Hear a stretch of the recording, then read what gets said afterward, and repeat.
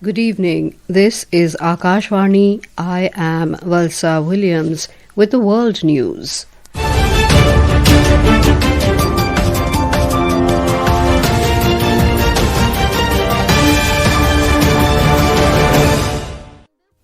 The headlines. United Nations praises India's growing influence on global stage and its pivotal role in peacekeeping.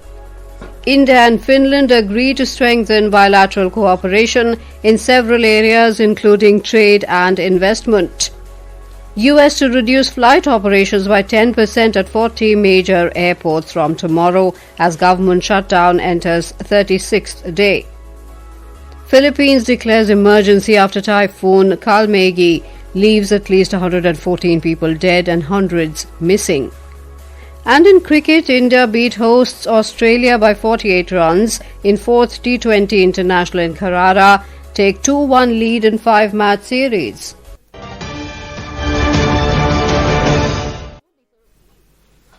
United Nations Resident Coordinator in India, Shombi Sharp, has praised India's growing influence on the global stage, commending its pivotal role in geopolitics, development and peacekeeping. He highlighted India's commitment to the principle of Vasudhaiva Kutumbakam, the world is one family, describing it as essential in addressing today's global challenges.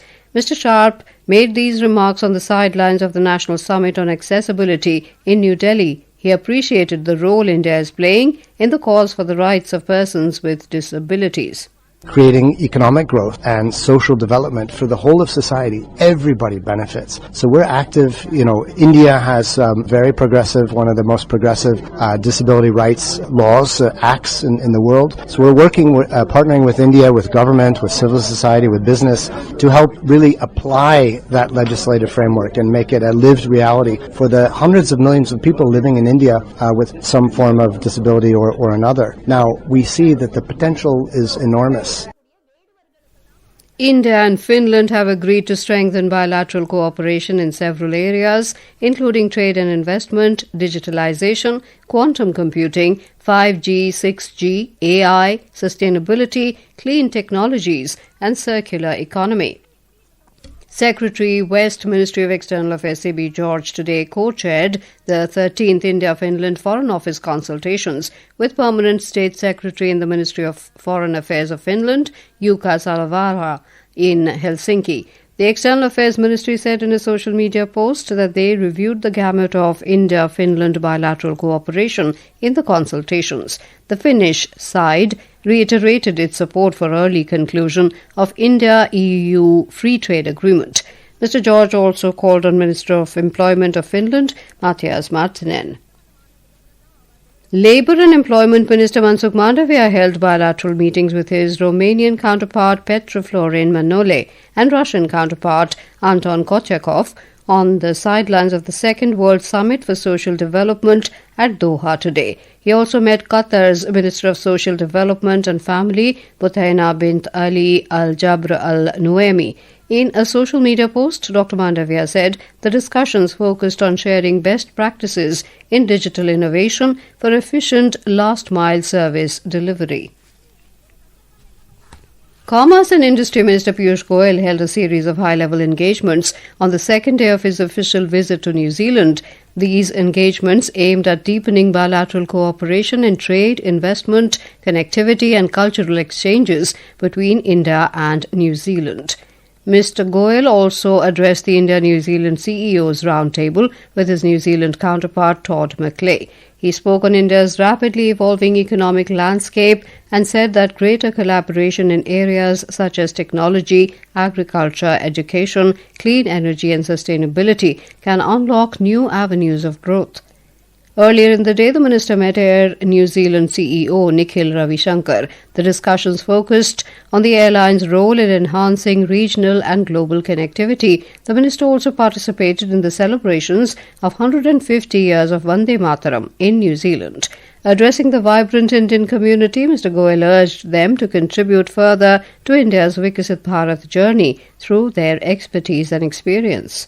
Take back investments to India, take back technology to India, get trade to India, and get tourists. If you can look at this ITTT investment, trade, tourism, technology as your mantra to your families back home, to your friends back home. I think you will do a great service to your motherland. It will be a great payback for all the good things, for all that we have received from India, and you will be a partner in our journey to a developed and prosperous India.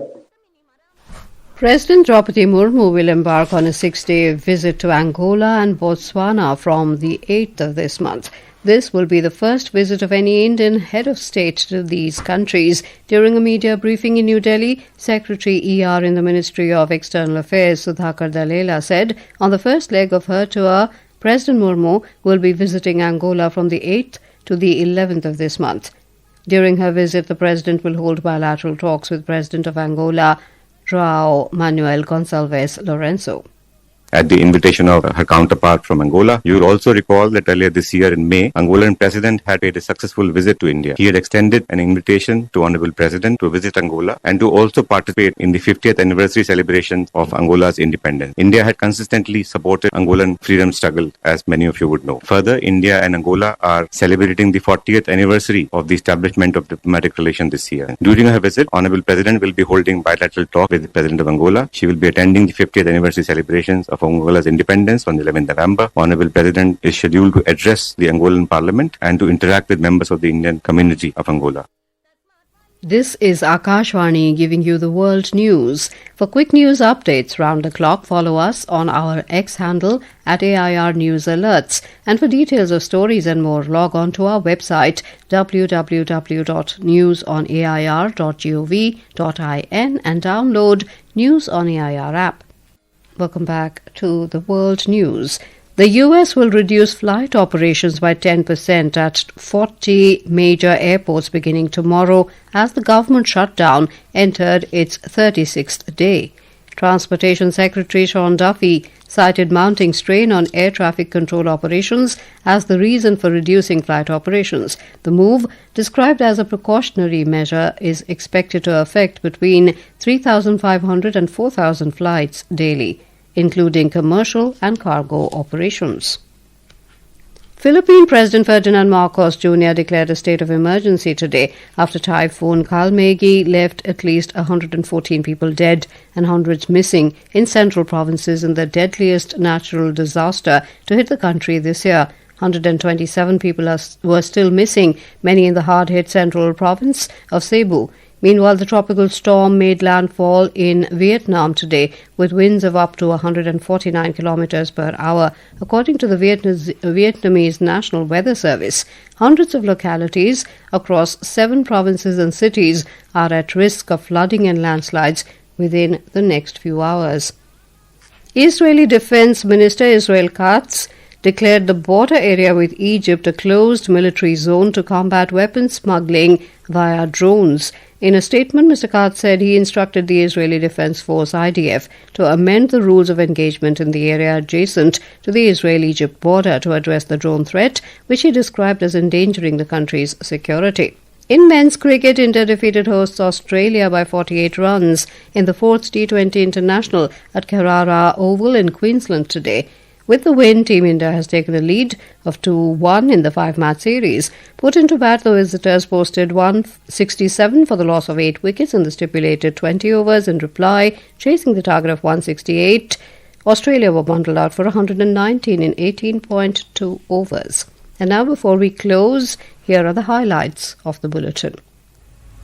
United Nations praises India's growing influence on global stage and its pivotal role in peacekeeping. India and Finland agree to strengthen bilateral cooperation in several areas, including trade and investment.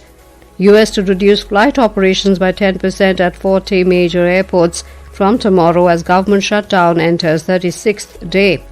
Philippines declares emergency after Typhoon Kalmaegi leaves at least 114 people dead and hundreds missing.